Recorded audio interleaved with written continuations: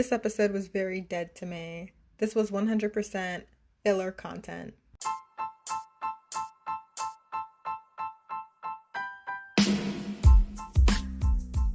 Welcome to L Squared, a podcast with fresh Love Island content. This drama is in no particular order. Carrington chose Mercedes for the date. Laurel deserved to be first choice. Mercedes was being a mean girl. Moira's date with Aaron was dry. Caleb has become the Casa Amor therapist. As he should be. His schedule is booked with appointments. He has no time to look at new booties. Justine only. He must occupy his mind until their reunion. Cher let Calvin kiss her. Calvin spoke Portuguese to Cher. Johnny is suddenly very committed to Sally. Sally has the best energy in the villa. Connor is still sprung on Mackenzie. Mackenzie is still undecided about whether or not to choose Jalen. Kirsten still has Carrington's name in her mouth. Justine used her power to further influence Caleb's commitment to her. This is a review of episode 17 of Love Island USA Season 2. Let's get into it! So the episode starts and Laurel is bothered about not being chosen. Who wouldn't be? Her and Carrington clearly have the better connection. She is so classy and was very graceful when Mercedes was being mean to her. We got a scene of Caleb encouraging Laurel to get reassurance and answers from Carrington as soon as Carrington gets back from his date with Mercedes. Yes, we love a man who encourages women to have self-respect. Laurel really needed that because that was a blow to her ego being chosen over or feeling second to someone else. Caleb also suggested Carrington give Kirsten another chance, but we know Carrington was not feeling that. He was so busy being wishy-washy, saying, I'm open, whatever. He's definitely taken over the alpha role. Caleb, that is. He's given a lot of advice, so that shows his authority among the guys, and he's very comfortable in his position, in his relationship, and is settled on Justine, which is awesome for Jaleb. He also confirmed that he wants to give things a shot with Justine in the conversation with the guys. He's a loyal guy, and the information we received from a tip from one of his personal friends is proving to be true. Caleb is a nice guy, and we're so glad Justine pulled him under her influence. So, it's really good that he's not going to damage his opportunity with Justine by fooling around with girls he's not actually interested in outside of games. And I just loved that he was looking at Johnny directly in his eyes the entire time he was communicating this. Just letting that disgust, pushing that shame out. Yeah, let him know what behavior will be tolerated in the villa, Alpha Caleb.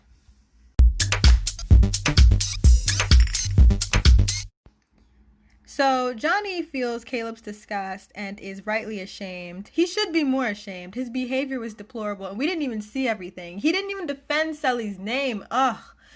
He's getting nervous about how Sally is going to receive the news about his bad behavior. I mean, we know Johnny's going to water it down like as much as possible. He's going to water it down to a drop. That's why we need somebody to snitch on him because Sally needs to know. But honestly, if I were Johnny, I would be nervous too. I would think my relationship is over. Like, he killed it just for a 30-second good time. Johnny really messed up, and he didn't need to wild out to know his connection with Sally was strong. He was communicating to all the guys, and even Mercedes, that he's feeling Sally a lot more. But he still did what he did. So it was just like, you knew the fire was going to burn your house down and that you wouldn't have a place to live once your house was burned down, but you burned it down on purpose anyway. You watched your house burn. Why? But he did what he did, knowing it would hurt Sally's feelings and damage their relationship. So he built a new house and he's about to live in it as soon as he gets back to the main villa. So all of his hopes that he's talking about in the confessional, that's just for the wind.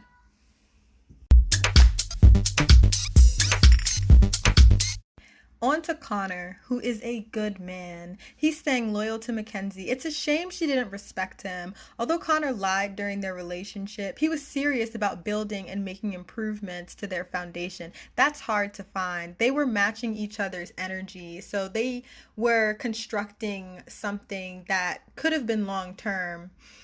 And right now, he's just worried that Kenzie will twist to someone else. But Carrington nicely offers some consolation, saying that if Mackenzie was very concerned about America's impression of her, that she would more likely stick with Connor just to save face. But I don't know. We don't know what Mackenzie's going to do. It seems like she's going to choose Jalen, though. I mean, I feel bad for Connor because he says he's going to be hurt if Mackenzie chooses someone else. And I just admire how much he's trusting in their relationship. And I think this is going to be a good growing moment for Connor. Carrington was not into the date with Mercedes. Did production put him up to that? Because he just seemed disinterested. Like, maybe he was just enjoying the attention. We know he loves attention, but he was really just fooling around with that girl. He was stringing her along. He loves being a ladies' man in control, and he's giving strong bachelor for life vibes. And honestly, I don't think Carrington is disingenuous, but he was definitely stringing Mercedes along, and that kind of came across to me like he was being a pretender because he's more into Laurel. Clearly, in Carrington's words, clearly he has a deeper connection with Laurel. So please stop stringing Mercedes along to get extra attention. Men sometimes. Now Mercedes, her on-screen character seems so negative at this point. It's like she's forcing people to give her attention and or like her. And I understand the girl really wants to get on the show. I think she's wanted to be famous for a long time. This is the biggest platform she's been on. She has lots of TikTok followers, videos, and likes. She's had a YouTube channel for several years. She has lots of Instagram pictures. Like, I don't blame her for putting forth her best effort to get into the villa. She's given us a lot of drama. She's risen a lot of emotions out of us, given us lots to talk about.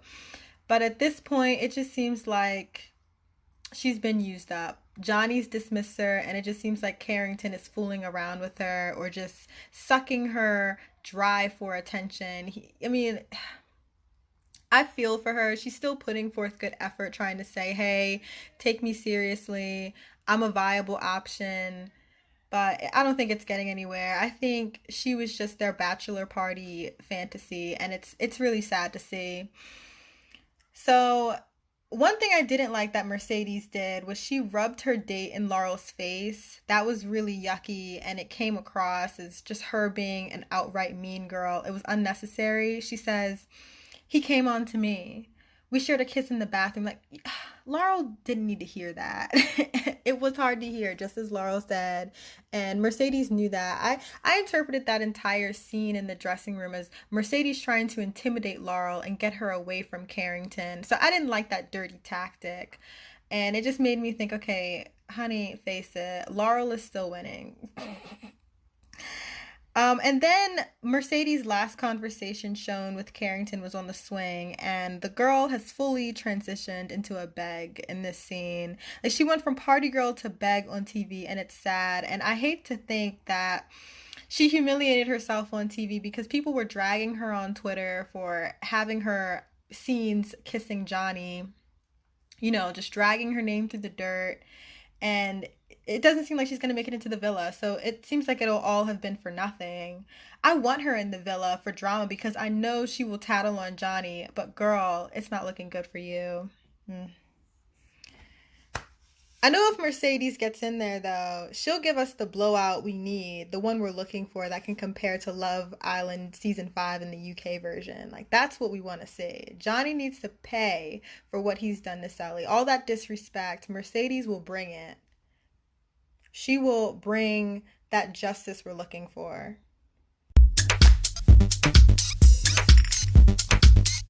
Now, on to Aaron. He seemed sweet on his date with Moira. Both of the dates were just complete fillers. The producers knew we didn't want to see that. They just came up with that because they needed to waste the screen time until the reunion to save that action for the 2 hour time slot on Sunday. But this day, Aaron and Moira fed each other strawberries on a couch, and he said he loved Moira's personality, which was nice, and then they kissed at the end of their date. Done. Moira is catching feelings for Aaron, thank goodness, because Calvin needs to be old news for her. He'll bring someone back from Casa Amor as a friend if it stops him from being with Moira. She loves Aaron. She loves that Aaron is a cake decorator, and that's just because she makes ugly cakes. Very relatable. So she thinks that they can make beautiful baked goods together, which is nice. She's thinking of them long term. No Calvin, just Aaron now. She likes Aaron, but seems confused about her emotions because she's been moving quickly between relationships. So this is a sign that Moira quickly gets deeply emotionally invested in her relationship. So that's one good sign that she's being authentic, but it's also like a red flag for us as the viewers because we've been begging her to move on for so long, and I just don't want her to get tripped up on these feelings and overthinking it. It's like, girl, you're just getting to know the guy, just keep getting to know him. Don't think about how you need healing time from these relationships. This is Love Island, okay? Turn on your robot switch right now. Just be a love bug. So Cher danced the bachata with Calvin, and she enjoyed how the white boy with freckles moves. Calvin is loving Cher's Dominican heritage, and he is so nervous around her. Maybe it's her voice. Or maybe she sees right through him and knows she'll call him out for his jorts. If you follow us on Twitter, you'll understand that joke.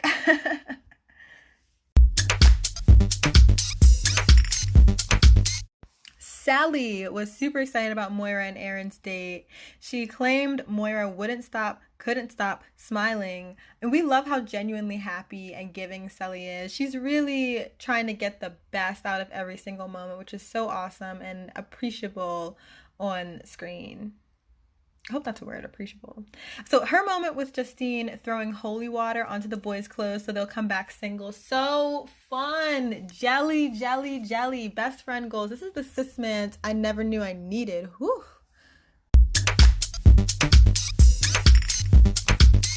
Justine has real girl talk with Sally. Her bubble guts are going, and she asks Sally about Johnny's return, and Sally won't tolerate Johnny returning because someone else was taken, or if he kissed someone outside of a challenge. And she set that kissing standard because she didn't need to take things to that level to get to know somebody else. Like, of course she was attracted to the other guys at Casa Amor, but she didn't need to get on a physical level with them in order to know that she was still all in with Johnny. And she remembers that Johnny said he was all in on his relationship with Sally. So that confirms he is in deep trouble while Caleb is golden. So Justine sends her power forth to protect her genuine connection with Caleb. I mean, she was already working on him, but she just put some extra energy forth and just used some of Sally's force to do that. Like, Jaleb is just stronger than ever. Johnny, however, he ruined Jelly. Like, he just ruined it. Jelly is now Justine and Sally.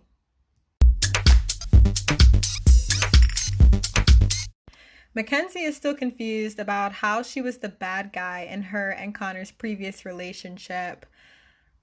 Okay, as the fans, we know Mackenzie was very manipulative toward Connor, but we also know Connor was a liar. Like, they were toxic together. I just feel like I have to keep saying that because this is like a drawn out storyline on the show.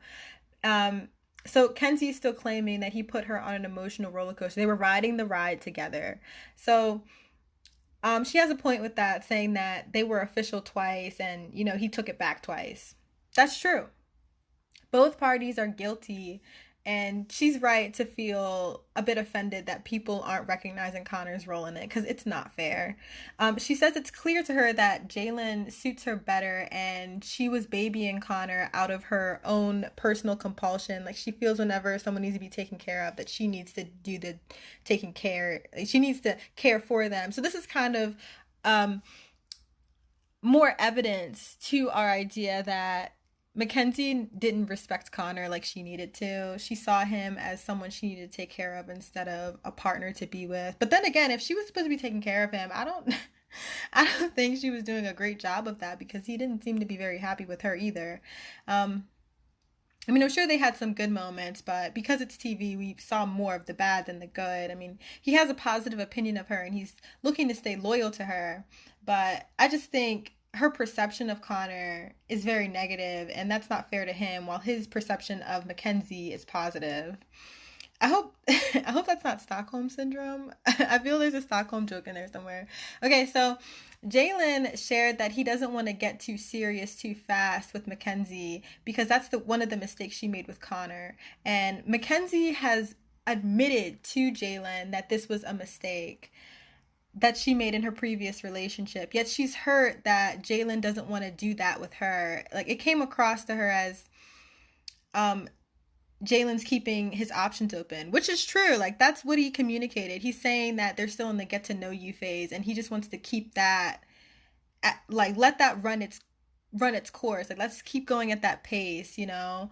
We don't need to jump in a Ferrari. We're still walking on the sidewalk. Is basically like what Jalen is saying. So it doesn't really make any sense to me that Mackenzie took offense to that because she already said she doesn't want to get too serious too fast. But when Jalen says it, she says that she doesn't like the way he said it to her. But he really just agreed with her. So I just think Mackenzie doesn't want someone who doesn't have both their eyes on her. Like I think it makes her feel rejected or unwanted, and that raises a red flag with her because we know how she gets when her feelings are hurt or when she feels rejected. She wants to pull that person in a bit more, and then she starts like her manipulation tactics. So this isn't really looking good for Jalen and Mackenzie. Yeah, so this is also kind of like a repeat of the Connor Mackenzie situation because pace and communication were both big issues with them. Like they got really, really serious really, really fast. Like, they'd only known each other for a couple weeks, but they were like very intense. And then their communication was bad for reasons we've talked about on this show already. So I don't think Jalen is like, I don't think Jalen is gonna be like Connor, and he doesn't want to be in a relationship like the one Connor was in. Like, I just don't think he has a personality for it. He's way too direct. Like, this is a bad boy we're dealing with, so he's not going to take any mess. So if Kenzie's not going to be a thug, then she might as well not tango with him.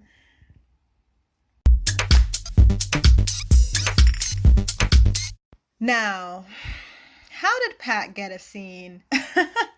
I wanted to see him with Justine, but he turned into a wallflower during Casa Amor. We hardly saw any scenes of Pat, or when we did see him, it was just during a game. So suddenly we see him shooting his shot with Kirsten, and that was a sad miss. Kirsten is still stuck on Carrington. I wish that girl would relax more and just go with the flow. She really feels like she's in a hard position. It seems simple to us. It seems simple to me. Carrington is moving Kirsten. Move on too. Please.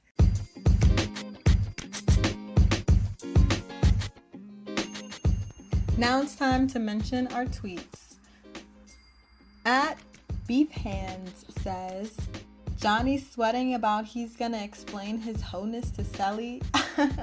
And there's a picture of the puppet gif with the eyes moving back and forth, and it has on Johnny's lavender do-rag. Not the do-rag. Yeah. I don't know what Johnny expected.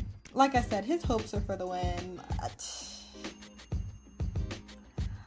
At Lucky Duck J says, all I care about is Caleb and Justine sticking together. Absolutely. So this is a popular opinion right here. At Adrian Amore says, hello, can't we just skip to the recoupling? And it's Judge Judy banging on the judge's table and hitting her watch. Yeah, that was this episode. It just seemed like a big waste of an hour. Like all of those ads just to wait all through Saturday, get all through Sunday, and finally get our reunion. So someone else says, Cher is a cool girl as long as she doesn't go for Caleb. Yeah, glad she moved on, because I want her in the villa, just not with our guy. Not with our alpha, our king. Good morning to the royal family only. And it's Sally, Justine, and Caleb. Amazing.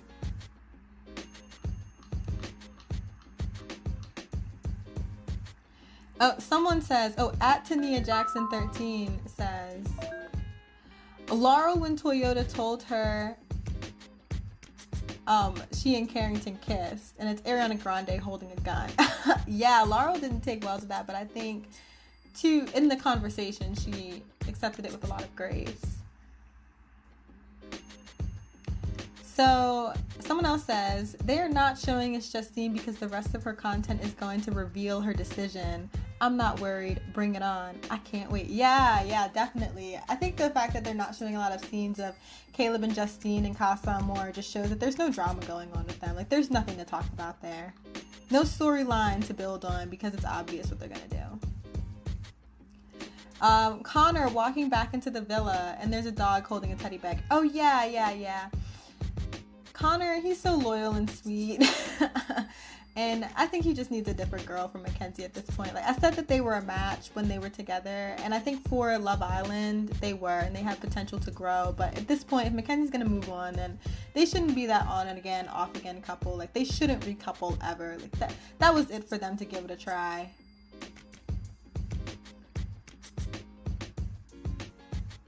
Someone else says, best friend goals. And it's the scene of Sully and Justine throwing holy water onto the guy's clothes. Yeah, I love that. I would love something like that in my life. Someone else says, at Casa Amorho says, Twitter ready to go to war for Justine and Sully at any moment. Absolutely. Whatever goes down, we have Justine and Sully's backs. Undeniably.